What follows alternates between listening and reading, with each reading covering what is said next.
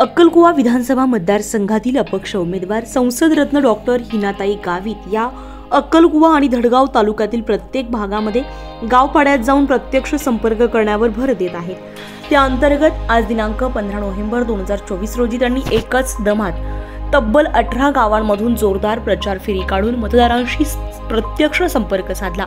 डीजेच्या तालावर थिरकणारी तरुणाई, ढोल ताशांची पथक, मतदारांचा उत्स्फूर्त सहभाग आणि प्रतिसाद हे या रॅलीचं मोठं वैशिष्ट्य ठरले।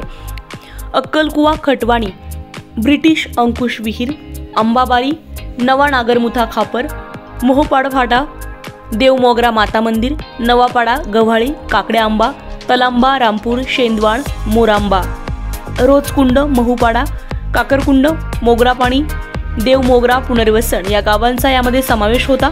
नागेशदादा पाडवी, यशवंत पावरा, सुभाष पावरा, शिवाजी पराडके, प्रताप वाळवी यांच्यासह तोरणमाळ, धडगाव, मोलगी, रोषमाळ, अक्कलकुवा, खापरपाडा या सर्व भागातील प्रमुख कार्यकर्ते, पदाधिकारी सहभागी झाले होते।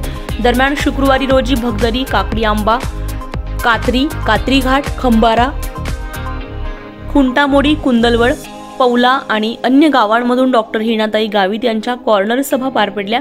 दरम्यान कॉर्नर सभांमधील भाषणातून त्यांनी सांगितलंय की वर्षानुवर्ष दुर्लक्षित राहणारा अक्कलकुवा धडगावचा दुर्गम भाग प्रगतीच्या प्रमुख प्रवाहामध्ये आणायचा असेल तर आपण सर्व मतदारांनी पुन्हा एकदा त्याच विश्वासाने शेगडीच्या चिन्हावर शिक्का मारून मला संधी द्यावी। आपण सर्व मतदारांनी 2 वेळा खासदार म्हणून निवडून दिल्याने नंदुरबार जिल्ह्यातील पहिली महिला खासदार बनवण्याचे सौभाग्य लाभले। त्या 10 वर्षांमध्ये एक महिला म्हणून या दुर्गम भागातील समस्त महिलांच्या व्यथा, वेदना, समस्या सोडवण्यालाच प्राधान्य दिलं आणि अक्कलकुवा धडगाव तालुक्यामध्ये विक्रमी स्वरूपामध्ये गॅस वाटप केले। महिलांना लक्षात घेऊनच आरोग्य केंद्र आणि वीज, पाणी संदर्भात उपाययोजना केल्या, रस्त्यांचा विकास केला, अस्तंभ आणि सावऱ्या, दिगर, तोरणमाळ सारख्या दुर्गम भागाला पूल, कॉन्क्रीट रस्ते मिळवून दिले। आमदार म्हणून निवडून आल्यानंतर याच प्रकारे गतिमान विकास केला जाईल आणि हा भाग विकासाच्या प्रमुख प्रवाहात आणून दाखवेल, असे डॉक्टर हिनाताई गावित म्हणाल्या। मतदारसंघात आणि आता अक्कलकुवा अक्राणी मतदारसंघातून मी उमेदवारी करत आहे।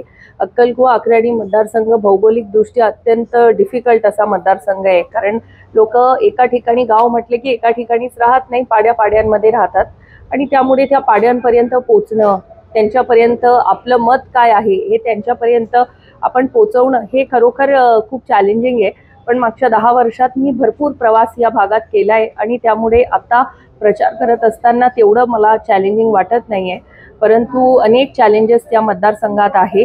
मोठ्या प्रमाणावर स्थलांतर तिथे होतं, तर ते स्थलांतर रोखण्यासाठी देखील तिथे उपाययोजना होणं आवश्यक आहे, तर त्यावर देखील माझा भर राहणार आहे।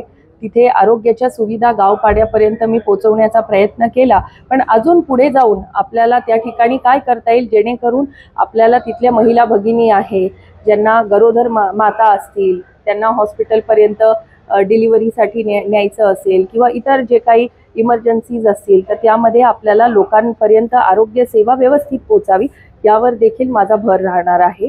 तिथले जे तरुण आहेत त्या तरुणांना सुद्धा त्या ठिकाणी रोजगार निर्मितीच्या दुकानं उपलब्ध करून देण्यासाठी त्या ठिकाणी छोटे छोटे कारखाने उभारायचे असतील।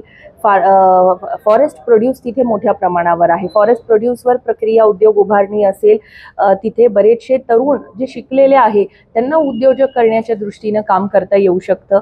बॅम्बूचं प्लांटेशन या भागामध्ये मोठ्या प्रमाणावर यापूर्वीही होतं आणि त्यालाच प्रोत्साहन देऊन बॅम्बू प्रोसेसिंगला देखील प्रोत्साहन देता येऊ शकतं। असे अनेक त्या ठिकाणी विषय आहेत ज्याच्यावर आपल्याला विशेष भर देत